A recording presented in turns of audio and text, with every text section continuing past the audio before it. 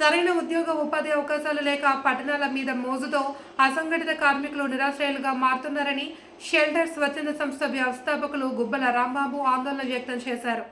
నిరాశ్రయులను పరాన్నజీవులను ప్రస్తావించిన సుప్రీంకోర్టు న్యాయమూర్తి గవాయి వ్యాఖ్యలు సరికాదని రాంబాబు అన్నారు.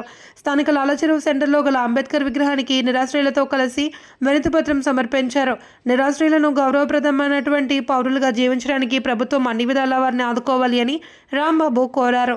నిరాశ్రయుల సమస్యలపై ప్రభుత్వాలకు చిత్తశుద్ధి లేదని, అందుకే రాజ్యాంగ నిర్మాత అంబేద్కర్ విగ్రహానికి వినతిపత్రం సమర్పిస్తున్నట్లు తెలిపారు. రాజ్యాంగం ప్రకారం దేశ పౌరులందరికీ తినడానికి తిండి, నివాసయోగ్యమైన గృహం, ఉద్యోగ ఉపాధి అవకాశాలు కల్పించాల్సిన బాధ్యత ప్రభుత్వానిదేనని అన్నారు. ఈ కార్యక్రమంలో హరిప్రసాద్, దివ్య, కొండలరావు, నిరాశ్రయులు, వృద్ధులు పాల్గొన్నారు. నిరాశ్రయులు అన్న వాళ్ళు ఈ దేశ పౌరులే.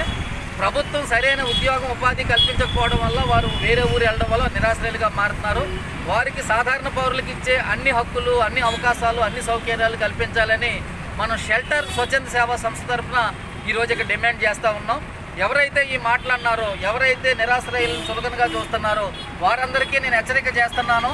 మరి ఈరోజు ఒక మనిషి కంఫర్ట్ జోన్ నుంచి డిస్కంఫర్ట్ జోన్కి వచ్చాడు. అతను ఇబ్బందుల్లో ఉన్నాడంటే అతను మీరు ఏమన్నా భోజనం పెట్టారా, ఆశ్రయం కల్పించారా, అతనికి ఏదైనా సహాయం చేశారా? మీరు ఏదైనా సహాయం చేసి వారిని దగ్గరికి తీసుకుని వాళ్ళు మార్పుకు ప్రయత్నించాలని చెప్పేసి మేము కోరుతున్నాం. స్వర్ణాంధ్ర స్వచ్ఛంద సేవా సంస్థ, షెల్టర్ స్వచ్ఛంద సేవా సంస్థను కూడా స్థాపించి మరి నిరాశ్రయుల హక్కుల కోసం, వారికి అవకాశాల కోసం కృషి చేస్తామని ఈరోజు జస్టిస్ గవాయి గారు అన్నటువంటి ఆ మాటలు ఉపసంహరించుకుని నిరాశ్రయులకి మరి ఏదైనా మంచి మార్గం చూపించేందుకు ఆయన ఒక మంచి తీర్పు ఇచ్చి వారిని నిరాశ్రయులను కూడా ఈ దేశ పౌరుల్లో సమానంగా చూడాలని చెప్పేసి నేను అభ్యర్థిస్తూ